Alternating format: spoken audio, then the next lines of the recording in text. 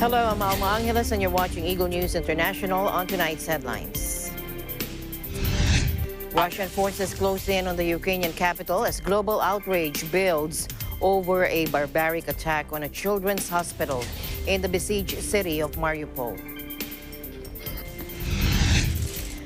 South Korea's opposition conservatives have won the presidency after one of the most bitterly contested campaigns in recent history. Conservative candidate Yoon Suk-yeol took the vote by slightly less than 1%. And the first person to receive a heart transplant from a genetically modified pig has died 2 months after the medical milestone, the hospital that carried out the surgery said.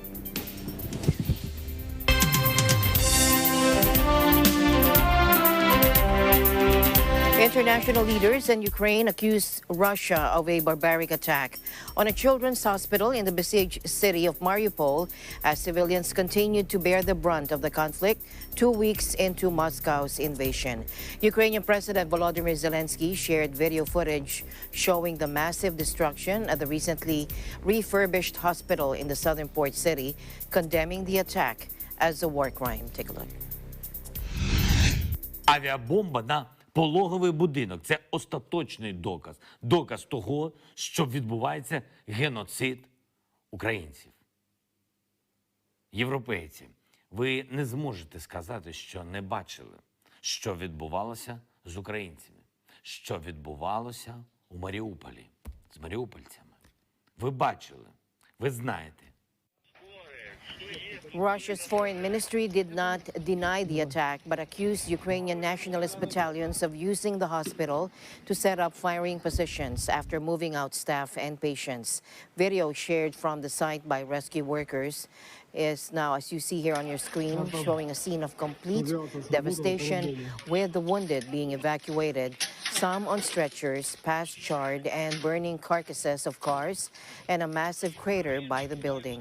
Inside, debris, shattered glass, and splintered wood littered corridors, administrative offices, and bedrooms, with mattresses thrown from their frames. The White House slammed the barbaric use of force against civilians, while British Prime Minister Boris Johnson called the attack depraved. The attack came as women were in labor inside the hospital, according to the regional military administration in Donetsk. But on Wednesday, at least 35,000 civilians were able to leave the city of Sumy, the cities of Sumy, Ederdohar, and areas around Kiev, according to President Zelensky. He said he hoped the evacuations would continue today, with 3 more routes set to open out of Mariupol, Volnovakha, and the southeast, and Izium in eastern Ukraine. Let's listen in. Вивчую. Сьогодні нам вдалося організувати роботу 3 гуманітарних коридорів з міста Суми, з міст і містечок Київської області та з Енергодару. Загалом було врятовано близько 35 тисяч людей.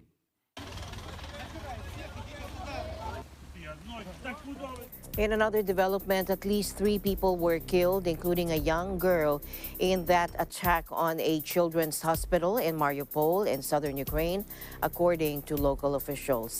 Now, officials had previously given a toll of 17 injured, including doctors, in the attack. The city council said 1,200 inhabitants have been killed in 9 days of Russian siege. The attack on the children's hospital, described by Ukrainian President Volodymyr Zelensky as a war crime, has triggered international indignation. Save the Children's Eastern Europe Director Irina Sagoyan said in a statement on Thursday, "It is horrifying that a place people seek for help has become one of absolute and utter destruction." She further said working families and children turn to if even hospitals are not safe, they must not become the battlefields where conflicts rage and innocent children are the casualties. Elsewhere, Russia and Ukraine had agreed to open more humanitarian corridors to evacuate terrified civilians from bombarded cities. Safe routes were opening out of 5 Ukrainian areas, including the suburbs of the capital, Kiev, that have been devastated by Russian shelling and airstrikes. Moscow had vowed to respect a 12-hour truce starting at 9 a.m. to allow civilians to flee 6 areas that have been heavily hit by fighting. Ukrainian Deputy Prime Minister Irina Vereshchuk said for the first time the corridors included Irpin, Bucha, and Gostomel, a cluster of towns on the northwestern outskirts of Kiev that have been largely occupied by Russian forces. A corridor was also agreed for the port town of Mariupol, where several previous evacuations have failed, leaving thousands of people without water or power since Friday. In other news, South Korea's opposition conservatives have won the presidency. That is after one of the most bitterly contested campaigns in recent history. We have an update coming in from Christine Jewel Uyabot joining us live from Seoul. Hello, Christine. Yes, Alma, South Korea indeed has a new president. Yoon Suk-yeol, a conservative former top prosecutor, has been elected the country's new president, defeating his chief liberal rival in one of the country's most closely fought presidential elections. He vows to sternly deal with the threat posed by Kim Jong-un's regime. First, let's listen in. 국민의 안전과 재산, 영토와 주권을 지키기 위해 어떠한 도발도 확실하게 억제할 수 있는 강력한 국방력을 구축하겠습니다. 북한의 불법적이고 불합리한 행동에 대해서는 원칙에 따라 단호하게 대처하되 남북 대화의 문은 언제든 열어둘 것입니다. For the last 5 years, Seoul has pursued a policy of engagement with Pyongyang, brokering high-level summits between Kim and then U.S. President Donald Trump, while reducing joint U.S. military drills the North sees as provocative. For President-elect Yoon Suk-yeol, who won a close election by a razor-thin margin Thursday, this subservient approach has been a manifest failure. The outgoing administration of President Moon Jae-in volunteered to play middleman between the U.S. and North Korea but was dumped by both in the end, Yoon said in a pre-election Facebook post. Since the start of the year, Pyongyang has conducted a record-breaking 9 weapons test, including of banned hypersonic and medium-range ballistic missiles. After the North test-fired what it claimed was a reconnaissance satellite component Saturday, Seoul said it was a distinguished ballistic missile. Yoon, 61, said the youthful Kim needed to be taken in hand. At a separate ceremony with supporters, Yoon said he would put top priority on national unity, adding all people should be treated equally regardless of their regional, political, and socio-economic differences. As a candidate, he pledged to supply 2.5 million more homes over the next 5 years and to ease regulations while lowering real estate taxes. One of his most controversial pledges was to abolish the Ministry of Gender, Equality and Family, which he accused of fomenting division between men and women. Critics, however, viewed the move as a bid to young male voters resentful of the rise of feminism. Yoon said he would instead launch a new ministry that will comprehensively handle issues related to children, families, and the demographic crisis. Yoon is to take office in May and serve a single 5-year term as a leader of the world's 10th largest economy. This is Christine Jewel Uyabut. We live in interesting times. Thanks, Jewel. Now we'll be back with more news right after this break.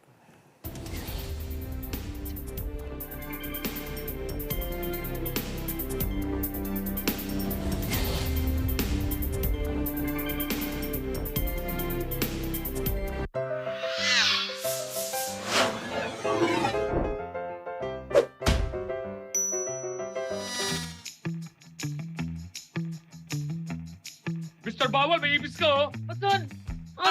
It's a prank! Okay lang manakot. Pero kung mananakot ka para sa boto, bawal yan! Ayon sa Omnibus Election Code, threats, intimidation, terrorism, use of fraudulent device or other forms of coercion is an election offense. Sino kausap mo? Makaalis na nga, sa iba na lang ako mananakot. Mr. Pwede! Mr. Pwede! May malaking ibis sa likod mo! Nox! Babawi ka pa, ha? Di mo ako maiisahan!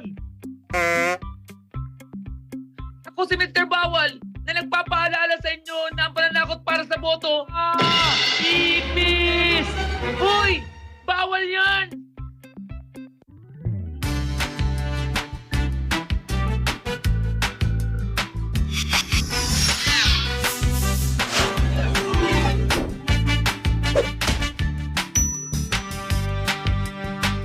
A public service message of Net25 for Mata ng Halalan 2022.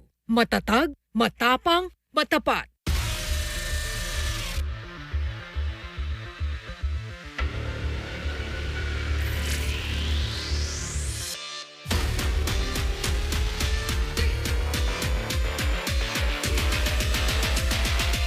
Welcome to Mobile Legends!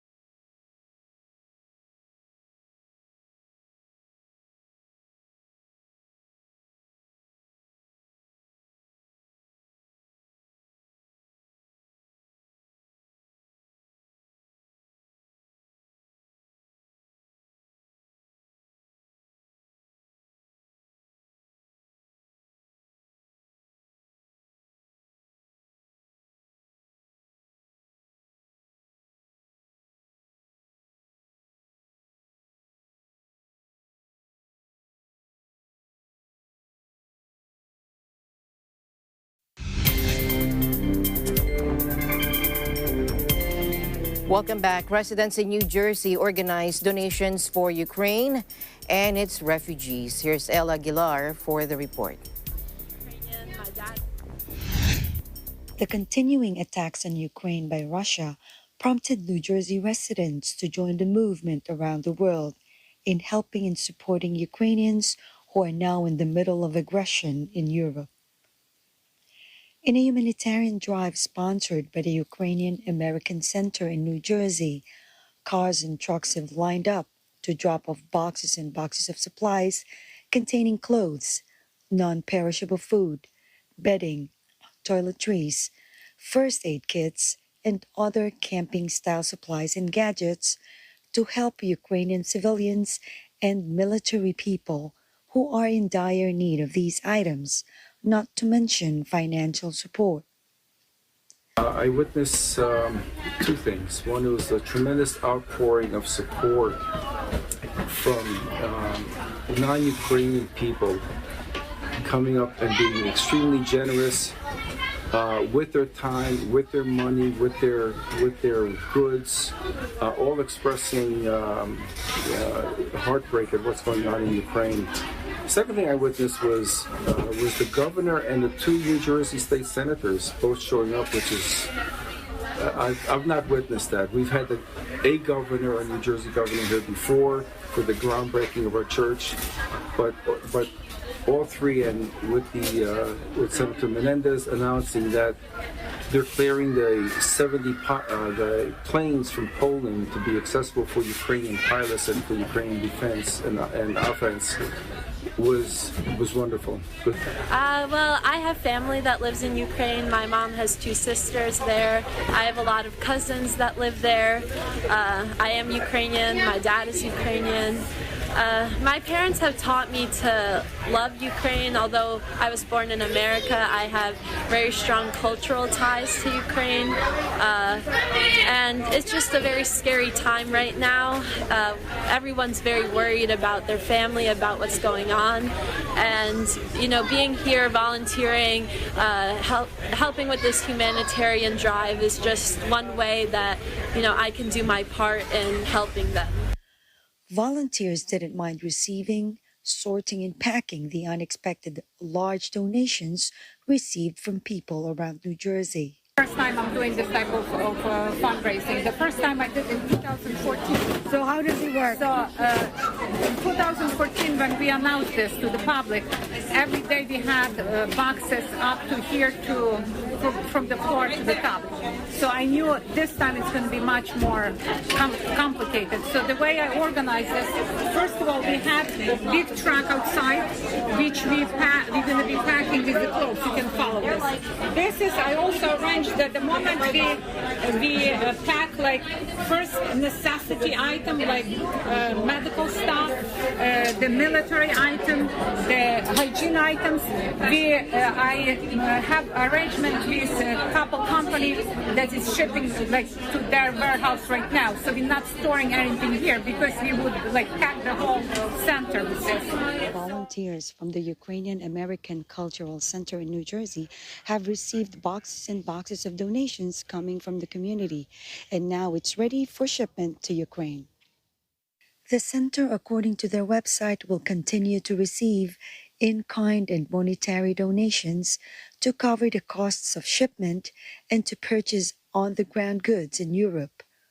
They're also looking for more volunteers to help out. The state of New Jersey offered help in providing logistical services for warehouse and transportation. From New Jersey, USA, Ellen Aguilar for Eagle News. We live in interesting times. In London, the UK government on Tuesday said it was setting up a visa center for Ukrainian refugees in northern France. After confusion and anger that some were being turned away, Ashley Espiritu from our ABC UK Bureau reports. The UK government on Tuesday said it was setting up a visa centre for Ukrainian refugees in northern France after confusion and anger that some were being turned away. Foreign Secretary Liz Truss told Parliament a pop-up site would be located in Lille. Also, the Home Secretary has announced a new pop-up application site in Lille, and I can tell the Honourable Lady that the Home Office has set up a surgery for MPs in Portcullis House, which I'm sure she would be very welcome to take any cases she has too. We've ensured casework teams are standing by in the UK to process applications to ensure no delays. We will also be establishing a larger presence in northern France to help Ukrainians in the region. It is essential we do not create a choke point at places like Calais, where there are dangerous people smugglers present, but also to ensure the smooth flow of people through the system from across Europe. Instead, most people are still being held up by Home Office bureaucracy or being turned away. Yesterday, the Home Secretary told the House twice that a visa centre en route to Calais has now been set up, but it still doesn't exist. The Foreign Secretary just said it might be in Lille, over nearly 75 miles from Calais. The Home Office said this morning that no decision had been taken. Well, which is it? Has it? Where is it? Can people get there yet? Disappointed Ukrainians arriving in the Channel port city this week in the hope of getting to the UK have instead been told to go to Paris or Brussels to apply. That has put pressure on the government in London to establish a bespoke visa application centre in Calais to cater specifically for people fleeing the Russian invasion. But Home Secretary Priti Patel sowed confusion on Monday by stating first that the centre in Calais was already operational, then moments later that it was not yet ready. She also said the centre would be away from the port to prevent a surge, given ongoing pressures of migrants seeking to cross the channel. The Pas de Calais local authority in northern France told AFP on Tuesday that the situation remained unchanged. At this stage, visa applications are still being handled at the UK embassy, it added. Patel's department then confirmed that the visa applications were still only being handled by the UK embassy in Paris. The new centre will be set up in the coming days, said a spokesman for Prime Minister Boris Johnson. More than 2 million Ukrainians have fled the conflict, according to the UN. As of Monday evening, the UK had granted 300 visa applications. That has earned it unfavourable comparisons with the European Union, which the UK left in full in 2021, where Ukrainians can get a 3-year residency without a visa. The UK insists that security checks still need to be carried out because of the risk of infiltration by Russian forces among civilian populations. Patel's French counterpart Gerard Darmanin has criticised London's policy for showing a lack of humanity. Prime Minister Boris Johnson, though, insisted his government was absolutely determined to be as generous as we possibly can. Thousands of applications were being processed from Eastern and Central Europe, he told reporters on Monday. I'm Ashley Spiritu, reporting from London, United Kingdom, and we live in interesting times. In another development, Ukraine and Russia made no progress towards agreeing a ceasefire after the Russian invasion at tense talks in Turkey. According to the Ukrainian foreign minister today, Ukraine's foreign minister Dmytro Kuleba repeated his vow that the country will not surrender following talks with his Russian counterpart Sergei Lavrov in Turkey. Take a look. Україна не здалася, не здається і не здасться. Ми готові до дипломатії, ми шукаємо дипломатичні рішення, але поки їх немає, ми будемо самовіддано, жертвуючи собою, захищати нашу землю, наших людей від російської агресії. He described the meeting as difficult, accusing his counterpart of bringing traditional narratives about Ukraine to the table. Kuleba said he wanted to emerge from the meeting with an agreement on a humanitarian corridor from the besieged city of Mariupol. But unfortunately, Minister Lavrov was not in a position to commit it, he said. Kuleba also said Lavrov will correspond with respective authorities on this issue. He added that he would be ready to meet with Lavrov again in this format if there are prospects or a substantial discussion and for seeking solutions. Meanwhile, Russia's Foreign Minister Sergei Lavrov accused the European Union and other countries of acting dangerously by supplying arms to Ukraine. Take a look. Что касается поставок оружия на Украину из-за границы, да, мы видим, насколько опасно действуют сейчас наши западные коллеги, включая Евросоюз, который в нарушении всех своих принципов и ценностей, так называемых, по сути дела поощряет поставки смертоносного оружия на Украину, включая тысячи переносных зенитно-ракетных комплексов. Куда эти тысячи переносных зенитно-ракетных комплексов потом попадут, это вопрос, который мы задаем нашим коллегам в Евросоюзе, когда они проявляют интерес к тому, как положить конец политике, создававшейся в ходе многих лет из Украины угрозу Российской Федерации.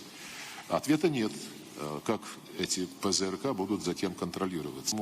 Это на долгие годы будет создаваться угрозы, будут создаваться риски для гражданской авиации и отнюдь не только в украинском небе, они могут расползтись по всей Европе. Lavrov singled out the deliveries of portable air defense systems, saying that they could be used to create risks for civil aviation.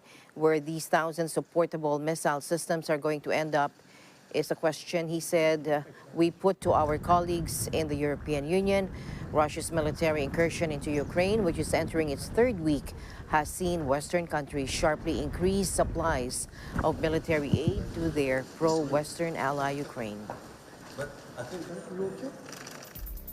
Meanwhile, Russia is ready to continue talks with Ukraine within the framework of the existing format in Belarus, but it's too early to organize a summit meeting between the two countries' leaders, according to Foreign Minister Sergei Lavrov today.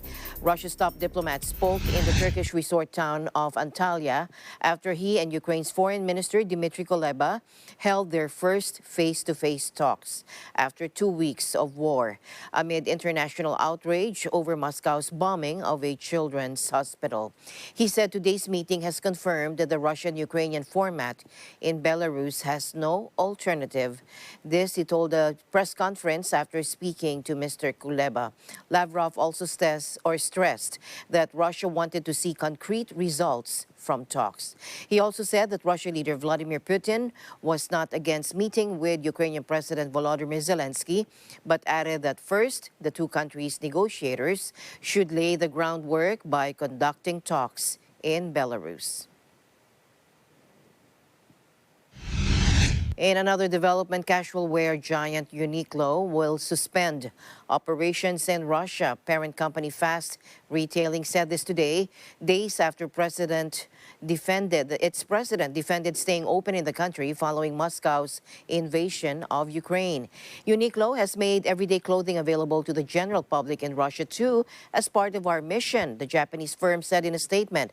However, we have recently faced a number of difficulties, it said, including operational challenges and the worsening of the conflict situation. For this reason, it said, we will temporarily suspend our operations. The announcement came after Fast Retailing President Tadashi Yanai on Monday said that the conflict should not deprive people in Russia of clothing, defending an earlier decision to keep its stores in the country open even as rivals Zara and H&M suspended operations. On Thursday, the firm said it condemned all forms of aggression that violate human rights and threaten the peaceful existence of individuals. It also said its mission and responsibility was to provide basic, affordable clothing to all, including those affected by conflict, natural disasters, and other devastations, and noted it had donated $10 million to UNHCR along with clothes for refugees. UN humanitarians on Tuesday described their efforts to reach people in Ukraine, detailing difficulties such as lack of safe and reliable access, depleted stocks, and rising numbers of civilian victims. The spokesperson of UN Office for Coordination of Humanitarian Affairs, or OCHA, Jens Lark, stressed the need to have clarity on humanitarian routes. Take a look. You need to have clarity on the route. It needs to be a route which is safe. You need to have timing for movements. You need to have contact numbers for those running the convoys in and out. You need to know the purpose of each movement. And you need to have a hotline in case it doesn't work. OCHA now has a team in place since yesterday in Moscow to liaise with the authorities there, including with the Minister of Defense, to bring this system of deconfliction forward. They met for the first time yesterday, and they're meeting again today. This situation is really apocalyptic for people. It is getting worse. They are running out of essential supplies. And so our call today is really for life-saving aid to reach these people. We've depleted our stocks, as I said. It stands to reason that people are coming to the end of whatever supplies they had. So when you ask if this is a matter of life or death, or is it life-saving, yes, for us, it is essential that humanitarian aid gets into a city like Mariupol and to other cities that are in the midst of conflict in Ukraine today. I talked this morning to a doctor here in Lviv who was in contact with her colleagues in eastern part of the countries, and they were saying that it's very difficult for patients to access health care facilities in these areas, not only because of security, but also because of damaged infrastructure. To date, we have recorded at least 1,207 civilian casualties since the latest armed conflict began on the 24th of February, including 406 people killed and 801 injured.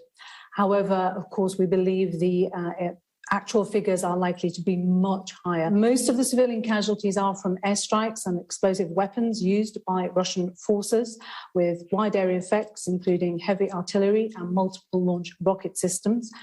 As a result, hundreds of residential buildings in many cities, including Chernihiv, Kharkiv, Kherson, Mariupol and Kiev have been damaged and destroyed. The scenes that we're seeing, the breadth of the destruction in Mariupol and in other cities is raising huge concerns with regards to what is happening to the civilians, to raising huge concerns, appearing to imply that indeed the principles of distinction and proportionality are clearly not being met. More than 2 million people have fled Ukraine to neighboring states as a result of the ongoing war in that country. Among them are 103,000 third country nationals from dozens of countries.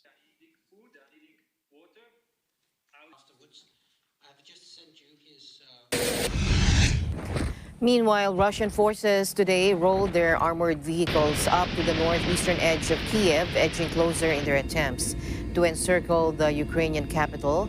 An AFP team saw plumes of smoke rise over the village of Skybin, just a few hundred meters past the last checkpoint, marking Kiev's northeastern city limits. Ukrainian soldiers described a night of heavy battles for control of the main highway leading into the city. An AFP team witnessed Grad missile strikes in Velika Demerka, a neighboring village 5 kilometers outside Kiev city limits, which stood largely deserted on a sunny and bitterly cold day. At least half a dozen Grad missiles rained down on the empty road, hitting several houses, which appeared to be empty at the time, and damaging the journalist vehicle. Russian forces have been slowly encircling Kiev, reaching the northwestern edge. On the first day of their assault on Ukraine on February 24, the northwest suburbs such as Irpin and Bucha have been enduring shell fire and bombardments for more than a week, prompting a mass evacuation effort.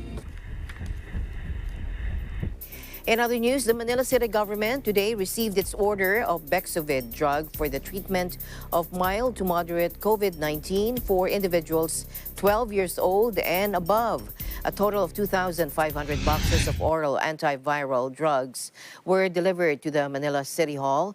The said medicine has a 90% efficacy in preventing hospitalization and death in high-risk patients, according to Manila Mayor Francisco Isko Moreno in a statement. In January of this year, the Food and Drug Administration granted a compassionate special permit for the treatment drug bexavid. It's the first generic version of Pfizer's Paxlovid, the first oral treatment for COVID, and was first authorized for use in the U.S. The FDA earlier said bexavid could help reduce risks of hospitalization and deaths by 88 to 89% when taken within 3 to 5 days from the onset of symptoms. He added that 2,500 boxes of the initial delivery of the bexavid drugs are good for 500 patients. The city government has ordered a total of 5,000 boxes of the oral antiviral drug for an undisclosed amount. And the news continues here on Eagle News. We'll be right back.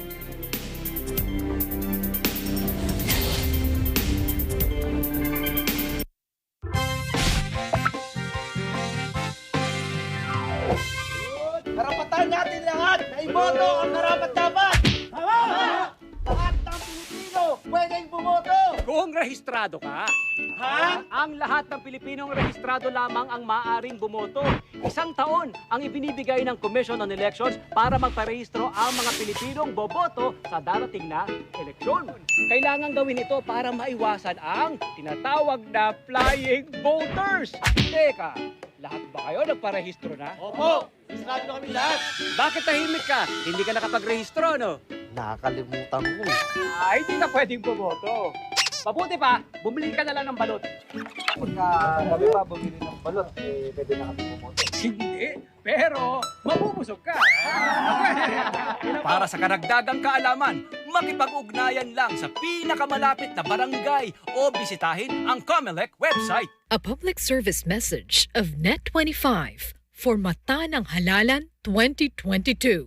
Matatag, matapang, matapat. Ani, ano ba? Yung anak natin, patahimikin mo na, patahanin mo. Ayoko. Weird ng anak natin na yan. Hi, ako po yung nag-a-apply. Marunong ka ba magluto? Sana nga, maluto mo yung mga paborito namin pagkain. Alam na namin ang sikreto ng dalawa. Oo nga! Bakit hawak mo yan? Couple's necklace na yan. Binigay sa amin ni Esmigong yan. Esmigong?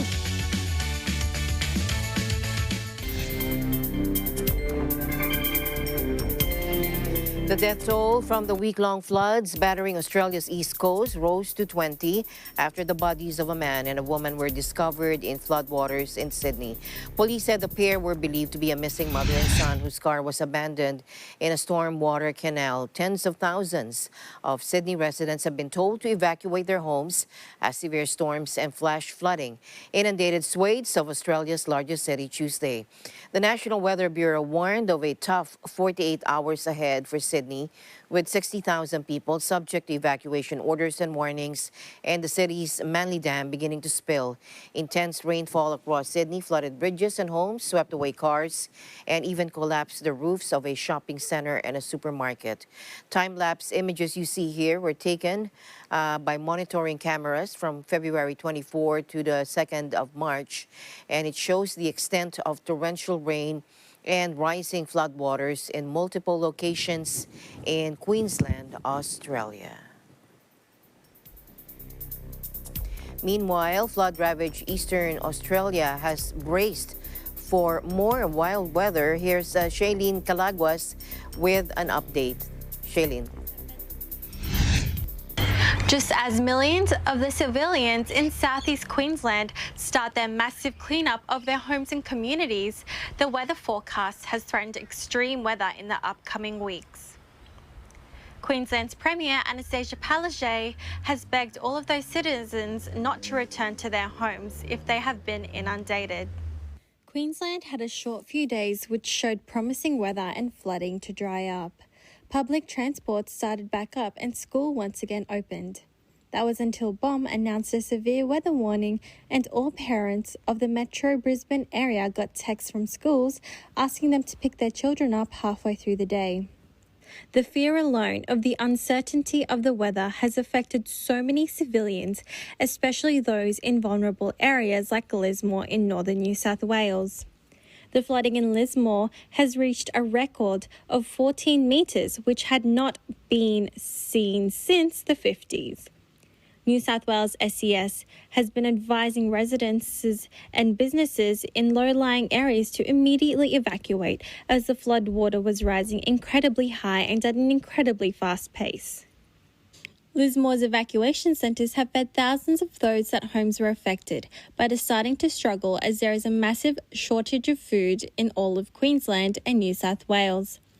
Constant panic buying as the floods destroyed most sources and factories. Most parents had to stay at home and look after their kids while the schools were closed and many workplaces were being understaffed. The Bureau of Meteorology has further issued its most severe thunderstorm warning for intense rainfall from 2 systems over the state's southeast. While the weather conditions continue to increase, disaster assistance has been swiftly activated, funding councils to help them with the cleanup that will be required when the floodwaters recede. It will also go towards repairing roads and other vital public infrastructure damaged by the floods in the hardest hit regions of Gympie, Ipswich, Lockyer Valley, North Burnett, Sunshine Coast and Toowoomba. For now, communities are coming together to share the little we have and helping each other out, and we can only hope and wait for things to return to somewhat normal. Celine Calaguas, Oceania at a Glance, Eagle News. Thank you, Shailene. Meanwhile, Indonesia's Mount Merapi unleashed a torrent of hot clouds, turning the sky a fiery red as molten lava flowed down its slopes today, with the eruption forcing over 250 people to flee their homes, according to authorities. The head of Indonesia's National Disaster Management and Mitigation Agency said the volcano, one of the most active in the world, erupted multiple times overnight, spewing gas, volcanic ash, and rocks that flowed over 5 kilometers down its slopes. Due to the avalanches of hot clouds and ash, 253 people had to take shelter, that according to a statement from Abdul Muhari. Residents have been told to steer clear of an area spanning a 7-kilometer radius surrounding Merapi's crater over warnings of lava and airborne volcanic material, according to Muhari. He added that Mount Merapi is on its second highest alert level since November 2020 after showing renewed activity. Its last major eruption in 2010 killed more than 300 people and forced the evacuation of around 280,000 residents from surrounding areas. That was its most powerful explosion since 1930, which killed around 1,300 people. An eruption in 1994 left about 60 people dead. The Southeast Asian archipelago nation is home to nearly 130 active volcanoes.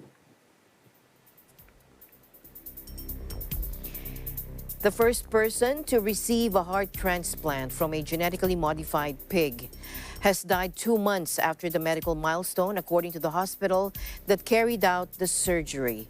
The procedure raised hopes that advances in cross-species organ donation could one day solve the chronic shortage of human organs available for donation, and the team behind the operation say they are optimistic about its future success.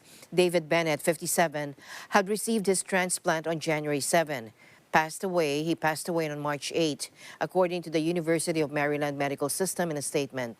There was no obvious cause identified at the time of his death, according to a hospital spokesman, adding that physicians were carrying out a review that would be published in a scientific journal. Mohammed Mohiddin, director of the university's cardiac xenotransplantation program, did however say in a video statement that Bennett was having infectious episodes.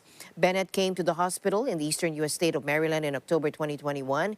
He was bedridden and placed on an emergency life support machine. He had been deemed ineligible for human transplant, a decision that is often taken when the recipient has very poor underlying health. Reporting in U.S. media also revealed that Bennett was convicted of stabbing a man several times in 1988, leaving the victim paralyzed and wheelchair-bound before he died in 2007. But medical ethicists hold that a person's past criminal history should have no bearing on their future treatment. And the news continues here on Eagle News. We'll be right back.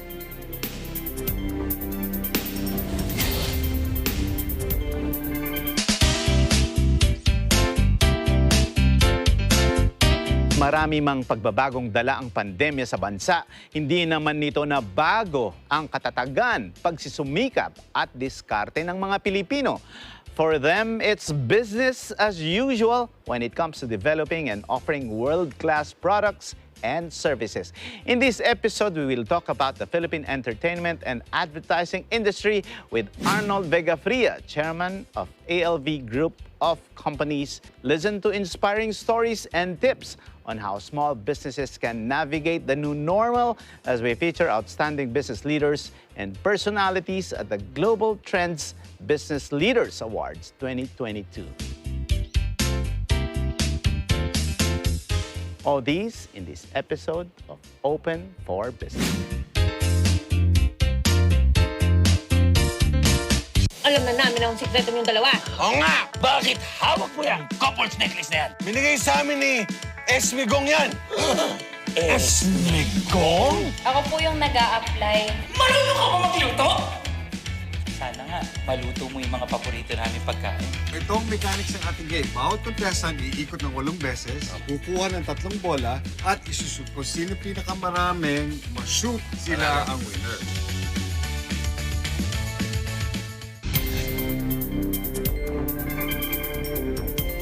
One of the world's most storied shipwrecks, Ernest Shackleton's Endurance, has been discovered off the coast of Antarctica more than a century after it sunk by members of an expedition organized by the Falklands Maritime Heritage Trust. The expedition left Cape Town on February 5 with the South African icebreaker. Endurance was discovered at a depth of 3,008 meters in the Weddell Sea, about 6 kilometers or 4 miles from where it was slowly crushed by pack ice in 1915. Take a look. Kind of up there with, the great shipwreck discoveries, the Vasa, the Titanic, and the Mary Rose, and others. And I suppose what the broader significance of it is both the sort of historical, archaeological side, and the scientific side, trying to understand, what makes the Antarctic environment so unique and so special. And here's another example. Wood is amazingly well preserved in the Antarctic. And there's only a few other places where that is the case. There's the Black Sea and the Baltic Sea, and those are characterized by having almost no oxygen really in the bottom of the ocean there, or those seas, and they get amazing preservation of shipwrecks. It's really astonishing. But it seems that Antarctica may also be a shipwreck vault, if you like, because of the lack of particular species which normally eats wood. Antarctica is rich in oxygen, there's plenty of marine life, there's plenty of activity. It's not a place for you to think that it would be perfect preservation, and it looks quite remarkable. And I think that's probably simply because of the absence of those wood-eating worms that we thought were could be there but are not. And they're a kind of a keystone species. Everywhere else in the world's oceans, and the sea ice there can get very thick very quickly and actually crush a ship or at least halt its progress. And of course, to search for something on the seafloor, you need to be able to move around and survey and everything else. Obviously they had these very powerful hybrid ROVs, remotely operated vehicles, mini submersibles, which are able to survey quite a broad area of the seafloor. But even so, it was right at the end of their voyage, from my understanding, that they found it, which shows just how difficult it is. And there's obviously, therefore, a large amount of luck. And The expedition organized by the Falklands Maritime Heritage Trust left Cape Town on February 5 with a South African icebreaker, hoping to find the Endurance before the end of the Southern Hemisphere summer as part of Shackleton's Imperial Trans-Antarctic Expedition between 1914 and 1917. Endurance was meant to make the first land crossing of Antarctica, but it fell victim to the tumultuous Weddell Sea. Just east of the Larsen ice shelves on the Antarctic Peninsula, it became ensnared in sea ice for over 10 months before being crushed and then sinking.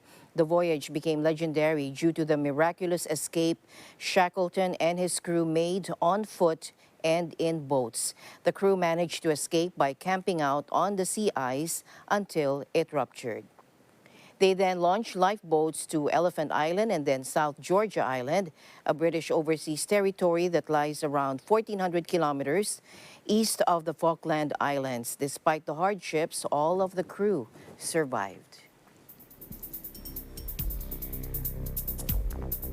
And finally, in our news, over 20,000 dogs of all shapes and sizes are set to flock to the show for the first time since the outbreak of COVID-19 pandemic, the latest chapter in a history that goes back almost 140 years. Ryan Florentino reports.